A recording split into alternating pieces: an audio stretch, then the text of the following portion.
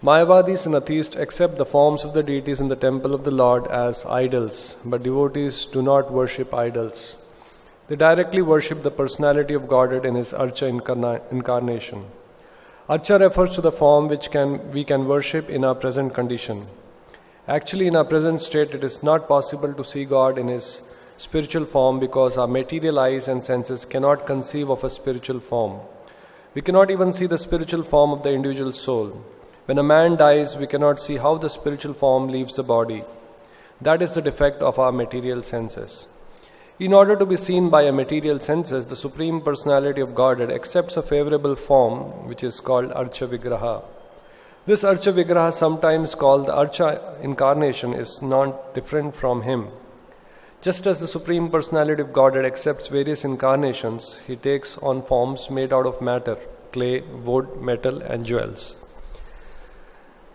There are many Shastric injunctions which give instructions for carving forms of the Lord. These forms are not material. If God is all-pervading, then He is also in the material elements. There is no doubt about it, but the theist thinks otherwise. Although they preach that everything is God, when they go to the temple and see the form of the Lord, they deny that He is God. According to their own theory, everything is God, then why is the deity not God? Actually, they have no conception of God. The devotee's vision, however, is different. Their vision is smeared with love of God. As soon as they see the Lord in His different forms, the devotees become saturated with love, for they do not find any difference between the Lord and His form in the temple, as do the atheists. The smiling face of the deity in the temple is beheld by the devotees as transcendental and spiritual, and the decoration of the body of the Lord is very much appreciated by the devotees. It is the duty of the spiritual master to teach how to decorate the deity in the temple, how to cleanse the temple, and how to worship the deity. There are different procedures and rules and regulations which are followed in the temples of Vishnu, and devotees go there and see the deity, the Vigraha, and spiritually enjoy the form because all of the deities are benevolent. The devotees express their mind before the deities, and in many instances the devotees also give answers.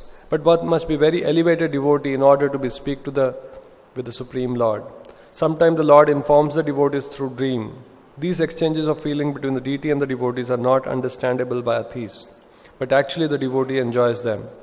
Kapila Muni is explaining how the devotees see the decorated body and the face of the deity and how they speak with him in devotional service. So these are the words spoken by Kapila Muni. My devotees always see the smiling face of my form with eyes like the rising morning sun.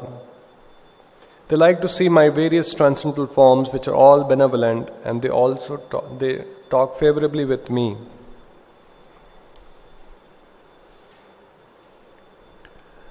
Just like a crude example, we have the general post office in every major city.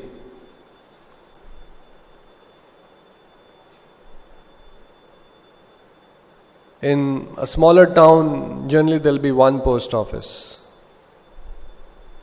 Sometime in villages there won't be any post office. Now if the city is big, the general post office, the postal department, to facilitate that people can easily post their letters, they install post boxes in different localities.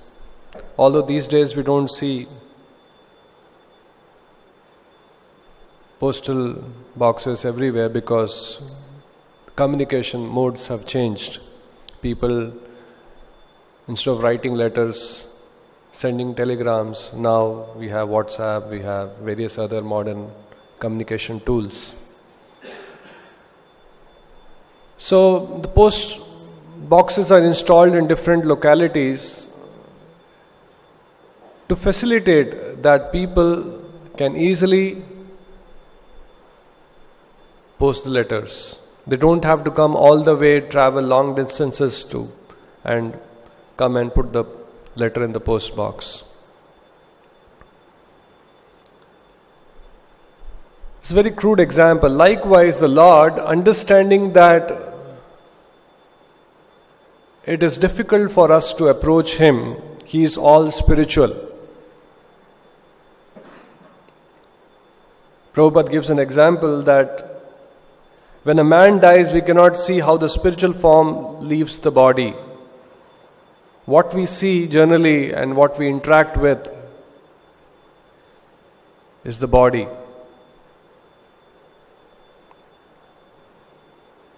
We are very gross in our vision and we don't see spirit, soul. But we know soul is a reality. And the Supreme Soul, the Supreme Lord, He is all spiritual. He has transcendental body, all spiritual body. And with our blunt material senses, with our eyes, we cannot perceive the Lord. We cannot see the Lord. We know that Lord is present everywhere. He is omnipresent. But still, there are many people who believe that God does not exist. Where is God? Even people like Hiranyakashipu, very powerful people, they challenged openly, where is God?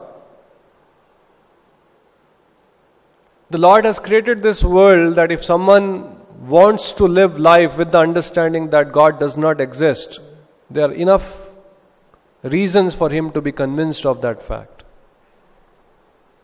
That's a different thing that Maya has to take away his intelligence, Maya Parita Jnana. Otherwise, little bit we are introspective, we can easily make out that yes, behind this wonderful creation there has to be an intelligent creator. Nothing wonderful comes about from nowhere. So as devotees we know the Lord is there, He is present everywhere, but unfortunately we have material vision, we don't have spiritual senses awakened, and hence we cannot perceive the Lord with our present material senses. So just like the crude example of a postal department installing post boxes, likewise the Lord mercifully descends in Archa Vigraha forms which are made of material elements, apparently looks like made of stone, wood, metal, but because of omnipotency of the Lord, they are all spiritual. They are non-different from the Lord. Prabhupada mentions in one place, the deity, although we know that it is made from stone, he is not stone. By offering food to the deity and by decorating and serving the deity, one gets the same result that one derives from serving the Lord personally in Vaikuntha. Just like posting the letter in the general post office and posting the letter in the local post box, there is no difference. There may be some minor delay, but there is no difference. So it's the magnanimity of the Lord that the Lord descends in the form of Archa Vigraha. And here it's mentioned, my devotees always see the smiling face of my form with eyes like the morning rising sun. Now Mayavadis or impersonalists who do not believe in the personal form of the Lord, they don't believe in these statements. For many of them, deity worship is nothing but idol worship, worshipping of some statues. But devotees knowing that Lord is so magnanimous, so great, so kind, so loving, so merciful, that He agrees to come. He is all powerful. If He wants to come, we cannot stop. When a pure devotee invites Him, He agrees to come in a form made of material elements, yet He is fully present. One derives the same benefit of serving the Lord personally in Vaikuntha. So this is the benediction. If we make a garland and offer it to the Lord, it's same as someone offering garland to Krishna in the spiritual world in Vaikuntha, Golok Vrindavan. If someone looks at the lotus feet of the Lord, of the deity, and meditates on it, it's as good as meditating on the lotus feet of the Supreme Lord in Vaikuntha. If we remember the deity, It's as good as being in the personal presence of the Lord. Just like Arjuna was very fortunate in the battle of Kurukshetra, he had Krishna with him. Likewise, through various transcendental forms like the deity, like the holy name, if a devotee wants, ye yatha mam prapadyante tam sataiva bhajamyam. If a devotee wants, if he is determined that I want Lord always with me, I want the company of the Lord, I want association of the Lord, I want to be conscious of the Lord, there are various transcendental forms which a devotee can take help of. In fact, in Kali Yuga, the Lord is all the more magnanimous. Deities means still you have to go to the temple. We are very fortunate, we are staying in the ashram, in the temple premises in that sense. But let's say a devotee who is practicing Krishna consciousness outside, he has to come all the way to come have darshan of the deities. But in Kali Yuga, the Lord is even more magnanimous. He has descended in his sound form, Nama Rupa, Shabda Rupa, Kali Kale Nama Rupa Avatar. Anywhere we can invoke the presence of the Lord just by uttering the holy names. So here it is said, they like to see my various transcendental forms which are all benevolent.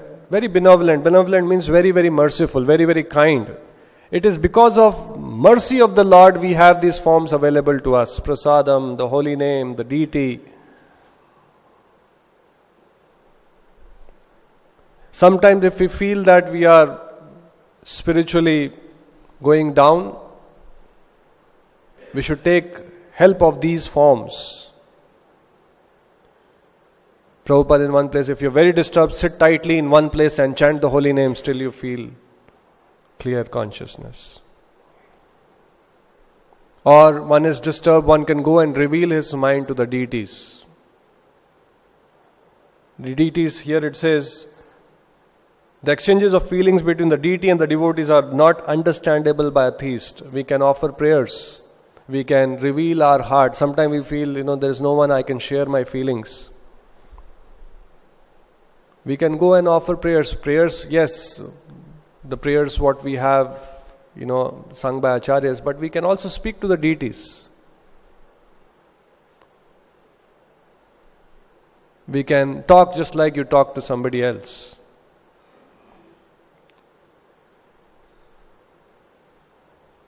The devotees express their mind before the deities, and in many instances the deities also give answers. So we should also, Prabhupada says,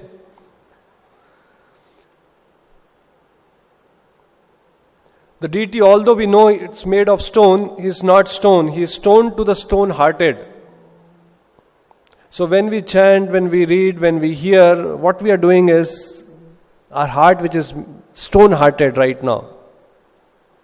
We have no devotion, we have no love for Krishna, we have no attraction for Krishna, we have attraction for all this material, illusory energy, the variegatedness connected by Maya. If one is stone-hearted, then Krishna will stand like stone forever. So why do we do this sadhana? Why do we do this chanting and all that? Slowly this heart which is stone-hearted, there's a transformation happening. For a stone-hearted, the deity will be like stone. It will stand like a stone forever. But if one is soft-hearted, by chanting Hare Krishna mantra, why we chant? The heart is becoming soft. Then he'll talk with Krishna. That is the difference. Krishna is always present. So Krishna says, as you surrender, I shall reciprocate. If you don't believe that I am there, if you have no respect for me, no love for me, no attraction for me, okay, I am stone there. No reciprocation. Although deities are very magnanimous, even if somebody with no intention comes and folds his hand, the deities, he gets the benefit, Agnat Sukruti. But then if we consciously do with the right understanding, then here it says the deity sometimes express their mind. Many instances the deities also give answers. So the Lord is present, the Lord transcendental forms are present, it's left to us how much we take advantage of them. The holy name is there, it's left to us how much we chant and purify our consciousness. One time there was a person, he was traveling on a bike, he was going to a distant place, and it was late in the evening. Somehow the bike stopped. Maybe some defect, some problem with the bike. He tried putting it on and moving on, but somehow it didn't move. It didn't move any further.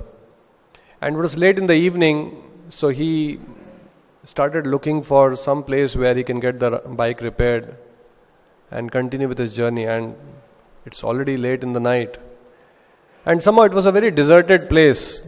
It was not like a typical town where you see many shops around.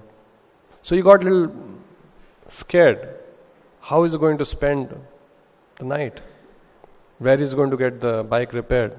Fortunately, he saw at a distance there was a nice little house with some lights. So he could understand somebody is staying there. So as he approached the house, he saw it was quite palatial. It was quite, big compared to the place where he was in. So he was hesitant. Should he go and knock the door? Should he, what kind of people will be there? So reluctantly he went to that house and knocked on the door, and a gentleman opened the door. So he immediately told that, I was passing this way, my bike has, I'm not able to move it. I have to get it repaired. I don't see any repair shop nearby. If you don't mind, can I stay overnight? Morning I will leave, I will get my bike repaired and then move on. So the person said, sure, it's my good privilege that you have come. Please come. And he could see that it looks like a gentleman. The bike was there, and so he invited him. And he helped him with some food, and they talked for a while, and then he slept. So morning he woke up, and he saw the owner of the house doing some kind of meditation. So the owner said, why don't you also come? Do some meditation. I'll teach you this meditation. So he taught him a little bit. After the meditation got over, he heard a very, very beautiful, melodious sound. Very, very, he's never heard that kind of a sound. So it was such a pleasant and melodious sound that, he asked that person, what is the source of this sound? Where is it coming from? He says, sorry, I can't tell you. If you are a billionaire, only then you will be able to understand. I'll be able to share with you the source of this sound. Unfortunately, he was not a billionaire. He was not a very rich man. So he felt dejected, disappointed with the answer. Anyway, he left. Few years later, it so happened that he was passing that way, and somehow, because they had very pleasant exchange, he was received very nicely. They developed some kind of friendship. He again knocked on that door. And again, the same person opened the door, invited him in. He says, very nice to see you after many years now. Why don't you stay with me overnight? So he agreed. Again, next day morning, they did that meditation. Just after the meditation got over, he again heard that very pleasant, melodious sound. This time he became even more curious. He says, last time also you did not tell me, but please, this time you should tell me, what is the source of sound? Where is it coming from? So he says, sorry, I can't tell you. You have to be a billionaire. Otherwise you can't understand. So this time this man leaves with a resolve, with a determination. I will become a billionaire. A lot of people want to become rich for various reasons. He said, come what may, I will become a billionaire, and I'll come back to this place, and then I want to know what is the source of this sound. So cut the story short, he worked very, very hard and eventually became a billionaire. And first thing when he became a billionaire, when he accumulated billions of dollars, he came to this house directly in a Rolls Royce. And same person opened and he said, now I am a billionaire. I have come only for one purpose. I want you to show me the source of that sound. So the person, he was really amazed at the determination of this person. Just to know that sound, he has worked so hard, has become a billionaire, has come in a very big car. So he invites him in and he says, behind that door, there was a big wooden door in that house. He says, behind that door there's a source of sound. Go ahead, open the door and you can see for yourself. So this person was, all the years he has worked hard, and now is the time when he can see the source of the sound. He eagerly went forward, tried opening the door, but the door was locked. Big lock on the door. So he was disappointed. What is this? So he looked back and he says, no, here is the key. Open the door. So he opened the door and turned the knob down, pulled the door out, and he was eagerly waiting when he can see the source of sound. And as soon as the door opened, any guess what he saw? He saw another door made of stone. So he was disappointed. He looked back, he says, what is this? He says, no, the source of sound is behind this door. So he took the key, opened the door and put the knob, pulled it out. And he was waiting. As soon as the door opens, he sees the source of sound. He sees another door. This time the door is made of precious stones. So on one side he is excited that very soon he will get to know. The other side is disappointed that unnecessarily many doors are coming in the way. Many obstacles are coming in the way. So finally this person says, you don't have to wait any longer. This is the last door. This is the key. Please open it. And you're very fortunate that you will have the source of sound right in front of your eyes. So Igor opens the doors and pulls it out. And there in his front he sees the source of sound, making that beautiful melodious sound.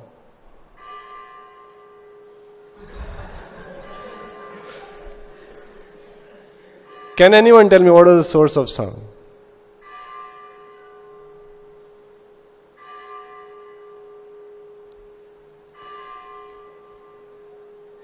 Sorry, I can't tell you because you have to be a billionaire to know the source of sound.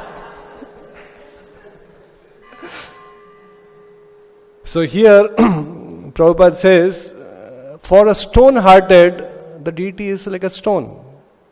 Unless we have the required qualification. Premanjana Chachurita, unless we have anointed our eyes with love of God, unless by regular chanting, reading, hearing, our heart has become soft, we'll have no qualification to see the Lord. So that's why Prabhupada time and again insists the sadhana, the chanting. This is like Bhakti Lata Bija. It's like the beej which has been put in. Brahmanda Brahmite Kono Bhagyavan Jeev Guru Krishna Prasade Paye Bhakti Lata Beej. So we've got the seed of devotion, it is left to us. Sometimes if the gardener is not very attentive, the seed may just sprout and it may just wither away. The plant may just dry up. So as devotees, if we have to be blissful in Krishna consciousness, if we have to enjoy the company of the Lord, if we have to relish the association of the Lord, if we have to experience the reciprocation of the Lord, if we go in front of the deities, there is a joy in our heart, we have the right, we are able to express our feelings For that, we'll have to diligently follow the process. Prabhupada says, if we have not heard sufficiently, if there is no proper shravanam, deity worship will become galagraha. Galagraha means a pain in the neck. That's why we see, unfortunately, in many present day temples, even so-called Divyadeshams, very ancient temples, the pujaris are there, they are mainly worshipping the deities as a means of livelihood. They are eagerly waiting when the time will come, they can just close the doors, lock the temple and go away. And you can also see from the cleanliness, the way the temple is kept. In the deity room itself, there will be all kinds of unclean things, lamp, nobody has cleaned it, nobody has washed, oil is pouring out. So, when we chant, when we hear proper shravanam, kirtanam, all these things, then we develop the right qualification. Even the holy name of the Lord, many people say, what's the use? It's an ordinary sound. How can it be the Lord? One time there was a small little girl, she was disturbing her mother when the mother was cooking. And while the cooking was on, she would be all, creating ruckus, sometimes crying, disturbing the mother. So mother called the girl and said, "Beta, do one thing. Go around the house. If you see any paper lying on the floor, please help me clean up. It's a time for father to return. Please help me clean up the house." So the girl also felt, involved. The mother has given something responsible to do. So she started moving around the house and, picking up the pieces of paper which are lying on the floor and throwing in the dustbin. So all along, mother was keeping an eye on the girl, and she was happy that, she was doing something meaningful. And as soon as she saw one time, she was about to pick up a piece of paper, tear it, and mother said, stop. So the girl became a little surprised. What is this? So many pieces of paper I have thrown. She was very happy. She was encouraging me. And now this piece of paper, she's saying, stop. So the girl couldn't understand. So mother said, "Beta, this is not an ordinary piece of paper. This is a 500 rupee note." Maybe the father in the morning, when he would have gone to the office, it would have slipped out of his wallet. He says, wait. So the girl could not understand. After all, it's a piece of paper. So then mother had to explain to the girl how it's not an ordinary piece of paper. So she said, because sometimes you have to speak to a person in their own language. "Beta, this piece of paper," how to explain what is 500 rupee note? "With this piece of paper, on your birthday, you can get 500 chocolates." Oh, is it? The girl is inexperienced. For her, all pieces of paper, including currency notes, are the same. Likewise, for an inexperienced person, the name of the Lord is an ordinary sound vibration. How is it different?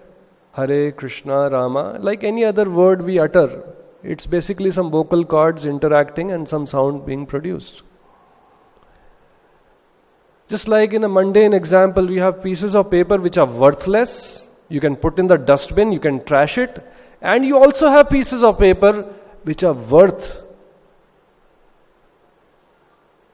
Now there's a 2000 rupee note. With that 2000 rupee note, you can buy reams and reams of paper. So it's a paper only. Likewise, by the Lord's omnipotency, just like here it is said, "My benevolent forms," the Lord has descended in the form of His holy name. For the faithless, for the person whose heart is stone-hearted, it's an ordinary sound. The deity is made of stone, is made of wood. For a devotee whose consciousness is awakened because of Shravanam, Kirtanam, by chanting, by reading and all that, that sound vibration is none other than Krishna himself. So MPP also many times in his seminars, in his workshop on japa, he mentions that when we chant, we can chant mechanically. We can also chant with the consciousness that the Lord has descended on my tongue. He is there. Just like when a person who is very, very prominent, a VIP comes, assuming that we have a president's visit or prime minister visit to the temple, we'll all become so attentive to receive him. So many arrangements will be made. Depending on the stature of the person, we will make arrangements. Now, if we don't have proper Shravanam, when the Lord descends in the form of holy name, we will be very casual, very reckless, very inattentive. When we have that consciousness, that understanding that the Lord has descended, it is Lord's magnanimity that the Lord has come in on my tongue. And it's an opportunity for us. His intention is so that we can associate with Him, we can touch Him, and come out of this material existence. The same crude example, the post office installing post boxes, the Lord agreeing to come just by uttering His name. And we as devotees have to take advantage of such opportunity which the Lord has given us. Yesterday we were hearing, this is a very interesting thing which Mother Prabhu said, that when we chant the holy name, Krishna says, surrender unto me. Mam ekam sharanam ma sucha, do not fear, I'll take care. So many times, it's a very vague thing. What is surrender? Although we know Shastras give principles of surrender, so many things. But very practical thing which was discussed yesterday, the Lord is being merciful. He is coming out of His magnanimity. He is descending in the form of His name. He is not expecting too much. He is expecting us to surrender, which Krishna also says in the Gita. And especially during the chanting time, He is expecting surrender of our speaking ability. Many times we stop chanting, we start discussing with someone else something. Something may be relation with service, sometime it may not be related to service. Just because we want to discuss something, it could be related to service also. Surrender our hearing and surrender our thinking. The Lord has descended. In the Gita He says, you surrender, I will take care, ma sucha, do not fear. Even when we have to think about our service, even if we have some pressure, some anxiety, surrender at that moment and Lord will take care. Many times during chanting time we are thinking of service. During service time we have one hand in the japamala. So in that sense, even so-called karmis, they say, do one thing at a time. He says, human mind is wired to work very efficiently when it does one thing at a time. Although these days we do multitasking, we are hearing the phone, we are talking to someone, we are trying to sign some checks or whatever it is. So chanting time, let's give that exclusive time to the Lord. Don't talk anything else, don't hear anything else, don't think anything else as far as possible. And when Krishna sees that we are sincerely trying, He is happy with that. Even if we may not be able to do, at least are we making a sincere attempt? Are we struggling? That struggle is tapasya. Tapo divyam shuddhyet brahma saukyam tona. Krishna says, with that tapasya we'll get purified. Are we struggling? Are we really desiring very hard. The example we gave, that person, just he was so eager to hear that sound. People in this material world for some material mundane goals work so hard, at times so sincerely, they're so determined, they're so passionately, pursuing something which they eagerly want. So can we also be determined? I have to improve my quality of chanting. I have to chant sincerely. I have to hear Bhagavatam class very attentively. What should I do? What should I do? Krishna knows that we are conditioned soul, our mind is all infected with viruses of various sorts, various kinds of this thing. But when he sees that we are sincere, when he sees that we are eager, when he sees that we are trying differently, God helps those who help themselves, then he also helps us. Dadami buddhi yogam tam yena mam upayanti. He will reveal what we should do to purify further. So here it is said that the Lord is very magnanimous. He has descended in the form, and devotees of the Lord, they take advantage.